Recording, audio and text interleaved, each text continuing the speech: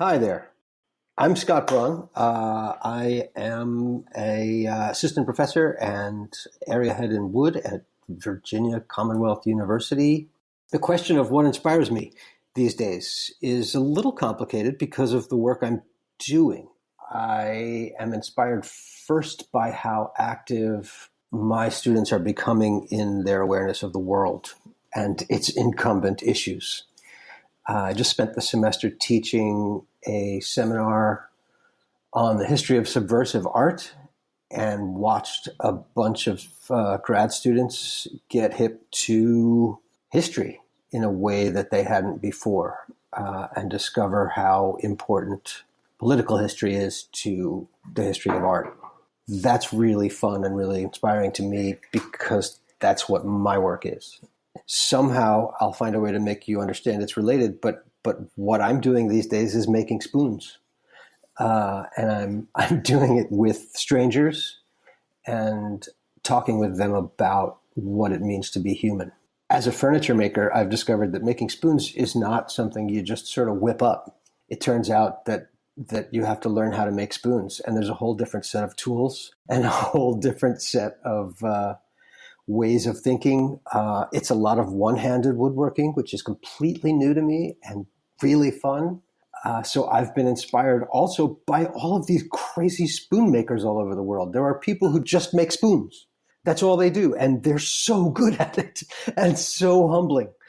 My Instagram feed is nothing but spoons lately. I'm thrilled to find stumps and little scraps of wood in ways that used to excite me if I found a piece of Cuban mahogany by the road. So I have a project now called the Decency Project, in which I invite people, in a best case scenario, someone who I already know is of a different mindset than me in terms of their approach to the world. I invite them to come sit with me. I will teach you to carve a spoon and talk. We will talk together about how we view the world. The catch basically is we want to talk about politics, but we're not going to talk about politics. It's a way of reversing the conversation we've all had in the last 5 years, which you're friendly with a stranger, and then someone says something that identifies them as a liberal or a conservative, and everybody then gets disgusted. Let's reverse that, right? So I invite someone to come carve with me, and I already know that they are a gun rights activist or a like whatever. I'll leave that part out.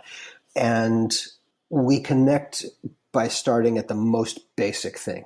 What does decency mean to you? What should I do as a human? What should I not do as a human?